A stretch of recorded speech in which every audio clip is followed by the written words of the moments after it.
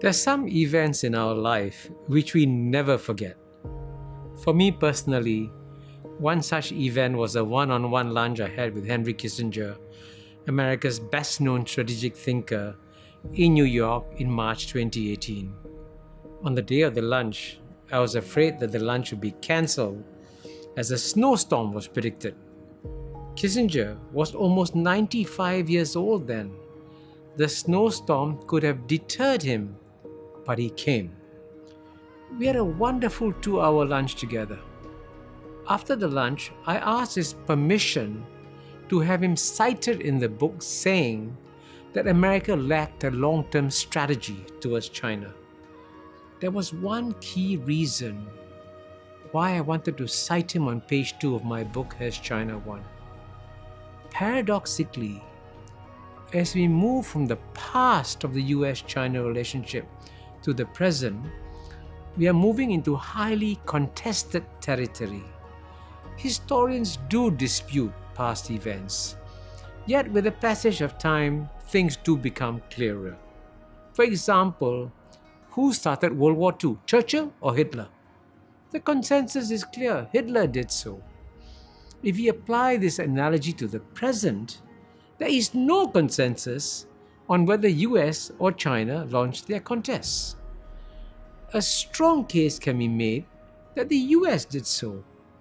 In contrast to all previous administrations, which believe in both competition and cooperation with China, the Trump administration has clearly swung towards more competition.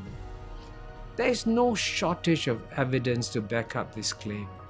President Trump's decision to launch a trade and technology war against China, Vice President Mike Pence's strident anti-China speeches of October 4, 2018 and October 24, 2019. Yet, all these hawks would also claim vociferously that it was China which had launched the contest. For example, in the October 2018 speech, Vice President Pence said, quote, "China now spends as much on its military as the rest of Asia combined, and Beijing has prioritized capabilities to erode America's military advantages on land, at sea, in the air, and in space." Unquote. Even more stridently, Mike Pompeo said in his Nixon Library speech, quote, "We opened our arms to Chinese citizens only to see the Chinese Communist Party exploit our free and open society. China sent propagandists into our press conferences, our research centers, our high schools, our colleges, and even into our PTA meetings," unquote. Let me add here that these claims have not been proven yet. This debate about who started this contest will continue for a long time. Eventually, historians will settle it. At the same time, future historians will also make the obvious observation. History is not just driven by personalities or events, it is also driven by major structural forces. From their detached and objective point of view, these historians will probably point to at least 3 structural forces that generated this contest. Firstly, for most of human history, dominant powers suppress emerging powers.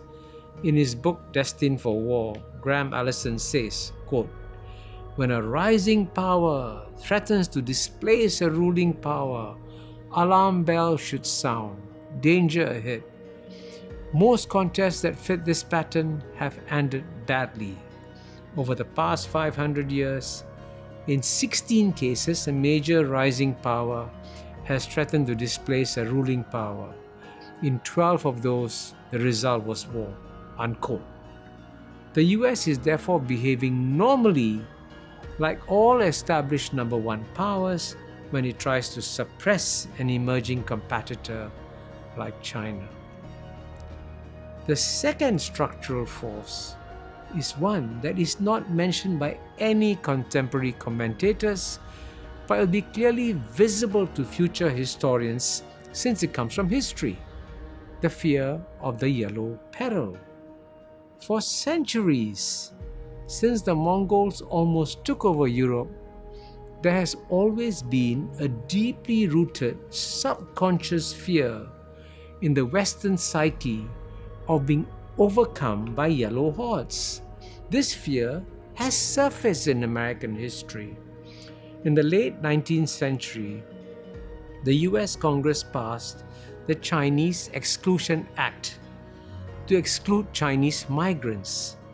Most contemporary American policymakers would of course deny vehemently that their policies towards China are driven by any subconscious fear of the yellow peril. The only brave soul who has been brave enough to discuss this yellow peril dimension is a retired American ambassador, Chas Freeman. He says, quote, "In their views of China, many Americans now appear subconsciously to have combined images of the insidious Dr. Fu Manchu, Japan's unnerving 1980s challenge to US industrial and financial primacy, and a sense of existential threat analogous to the Sinophobia that inspired the anti-Coolie and Chinese Exclusion Acts." Unquote. In short, the yellow peril dimension is prevalent in American consciousness. The third force driving the US-China geopolitical contest has both rational and emotional dimensions. The deep disappointment that many Americans feel about China not becoming a democracy like America. This disappointment has been confirmed by senior American policymakers. In an article Kurt Campbell and Ali Ratner co-authored in the magazine Foreign Affairs, they wrote, quote, "Ever since rapprochement began under Nixon, the assumption that deepening commercial, diplomatic, and cultural ties would transform China's internal development and external behavior has been a bedrock of US strategy. Even those in US policy circles who were skeptical of China's intentions still shared the underlying belief that US power and hegemony could readily mold China to the United States' liking." Unquote. Similarly, in his memoirs, John Bolton also confirmed this view. He said, quote, "Proponents of the benign view of China's rise argued that almost inevitably, as China's national wealth increased, so too would democracy." Unquote. This disappointment in China not becoming a democracy is a key driving force in US-China relations. It surfaced when President Xi Jinping removed his two-term limit in March 2018. The Economist, in a biting editorial, said that this revealed that China's political system was, quote, "pre-modern, treacherous, inward-looking, and brutal." Unquote. Strong words indeed. Both Democrats and Republicans share the same belief that China should become a democracy like America. This explains the strong bipartisan support President Trump has enjoyed since he launched his campaign against China in the trade, technology, and political fields.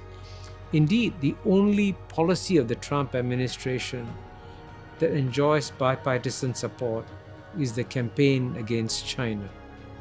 As a result, there are virtually no major voices in America calling for caution as America plunges headlong into a major geopolitical contest against China. To be clear, China also bears some responsibility for this remarkable anti-China consensus in the American body politic. We will discuss China's strategic mistakes in the next video.